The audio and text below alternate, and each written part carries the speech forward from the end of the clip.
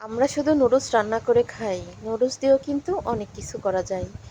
যেমন নুডলস দিয়ে ফালুদা বানানো যায়, নুডলস দিয়ে চপ বানানো যায়, নুডলস দিয়ে কিন্তু আরেকটা সুন্দর সেমাই রান্না করা যায়। তো আজকে আমি সেই নুডলস দিয়ে কিন্তু চপ বানাবো। তো এইখানে নুডলস দিছি সেদ্ধ করে, চিংড়ি মাছ দিছি, পেঁয়াজ, মরিচ, জিরা আর কাঁচামরিচ সব একসাথে দিয়ে সুন্দর মতো ব্লেন্ডার করে তারপরে সব রকমের মশলা গুঁড়া যেমন জিরার গুঁড়া, ধনে গুঁড়া, তারপরে একটু করে একটু টেস্টি লবণ, তারপর একটু করে বেকিং পাউডার, আর আছে এখানে বেসন আর ময়দা একসাথে মিশাই দিয়ে সব রকমের মশলা মিশাই দিয়ে সুন্দর মতো করে কিন্তু এখন চপ বানিয়ে ফেলবো।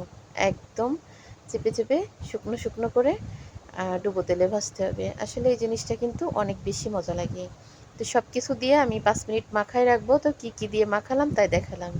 এইখান থেকে এই নুডলসের স্টিকের একটা সুবিধা কি জানেন, যে কোনো সময় কিন্তু একটা দুইটা স্টিক মানে যখন যেটা লাগে তখন সেটা বের করে রান্না করা যায়। একটা স্টিক বের করে সেদ্ধ করে নিলাম, ওইখানে আছে পেঁয়াজ, মরিচ, কাঁচা জিরা, আর এখানে দিয়ে দিলাম সেই নদীর টাটকা চিংড়া, একদম নদীর দেশি চিংড়া।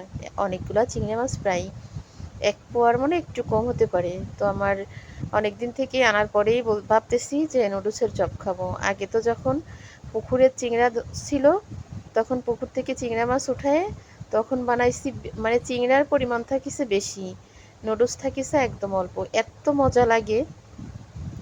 দেখেন সাথে কিন্তু একটু করে মশলা দিছি, মানে সব রকমের যে মশলা গুঁড়া করা থাকে একটু দিছি।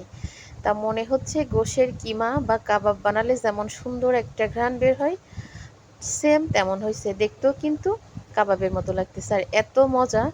বাসায় এইভাবে একটু ট্রাই করে খেয়ে দেখবেন, সত্যি কিন্তু অনেক মজা। আমরা চাইলে বাচ্চাদের যে কোনো জিনিস দিয়ে কিন্তু সুন্দর সুন্দর নাস্তা বানিয়ে দিতে পারি। তো এইখানে বেশি কিছু লাগেনি।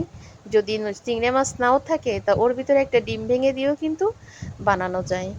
আর এইখানে একটু করে দুপুরের তরকারি আছে, তারপরে একটু করে হাতে মাখায় ডাল রান্না করতেছি, মসুরির ডাল, একটা আলু দিছি, পেঁয়াজ, রসুন, একটু কাঁচা জিরা, সব মশলা গুঁড়ো করা, তার একটু গুঁড়ো দিয়ে সয়াবিন তেল দিয়ে মাখায় সুন্দর করে কিন্তু কষায়, দেখেন একদম শুকনা শুকনা করে।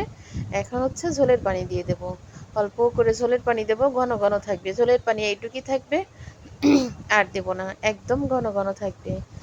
আসলে দুপুরের তরকারি আছে, তারপরে মনে হচ্ছে যে একটু কম হয়ে যাবে, এই জন্য অল্প একটু করে ডাল রান্না করলাম। এত মজা হয়েছে ডালটুক। অনেক দিন আমি এই 4-5 মাস ভিডিও বানাই, তার ভিতরে মনে হয় আজকে এইভাবে একটু ডাল রান্না করলাম।